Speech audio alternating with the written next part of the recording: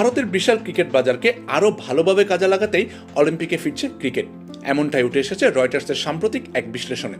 যদিও 2028 Los Angeles অলিম্পিকে cricket অন্তর্ভুক্তির সিদ্ধান্ত নতুন নয়, তবে এর পেছনের অর্থনৈতিক ও কৌশলগত কারণ নিয়েই এখন নতুন করে আলোচনা শুরু হয়েছে।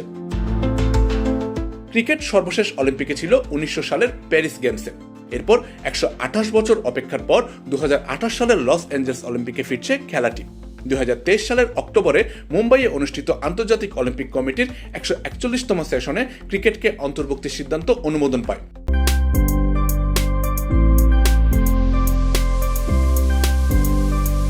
পরে নিশ্চিত করা হয় পুরুষ ও নারী দুই বিভাগে টি-20 ফরম্যাটে 6টি করে দল অংশ নেবে।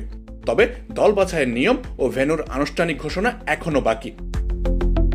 রয়টার্সকে দেওয়া সাক্ষাৎকারে আইওসির ক্রীড়া পরিচালক পিয়ের ডুক্রে বলেন, বিশ্বের অন্যতম জনপ্রিয় খেলা হওয়া সত্ত্বেও ক্রিকেট এতদিন অলিম্পিকের অংশ ছিল না। অথচ যেসব বাজারে ক্রিকেট সবচেয়ে বেশি জনপ্রিয়, সেখানে অলিম্পিক এখনো অন্য অনেক অঞ্চলের মতো শক্ত অবস্থান তৈরি করতে পারেনি। তিনি আরও বলেন, ক্রিকেট লস অ্যাঞ্জেলস অলিম্পিকে এমন অনেক দর্শক নিয়ে আসবে যারা সাধারণত অলিম্পিক দেখেন না। এটি দুই পক্ষের জন্যই লাভজনক হবে। আমরা নতুন দর্শক পাবো, আর ক্রিকেট প্রেমী বাজারগুলোতে অলিম্পিকের গ্রহণযোগ্যতা আরও বাড়বে। ডুক্রের এই বক্তব্যই স্পষ্ট করে দেয়, ক্রিকেটকে ফিরিয়ে আনার লক্ষ্য শুধু জনপ্রিয় একটি খেলাকে অলিম্পিকে যুক্ত করা নয়, বরং বিশ্বের সবচেয়ে বড় ক্রিকেট দর্শক গোষ্ঠীকে অলিম্পিকের সঙ্গে যুক্ত করা।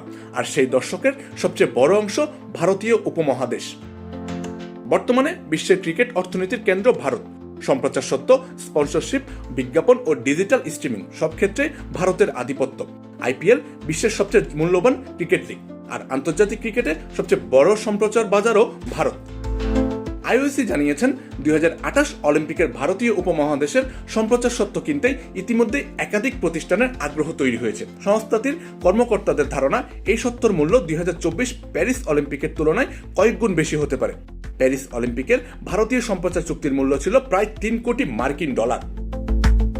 ভারতের সঙ্গে আইওসির সম্পর্ক ক্রমেই গুরুত্বপূর্ণ হয়ে উঠেছে। ভারতের 2036 অলিম্পিক আয়োজনের আগ্রহ এবং দেশটির বিশাল ক্রীড়া বাজারকে সামনে রেখে দীর্ঘমেয়াদী পরিকল্পনা করছে আইওসি।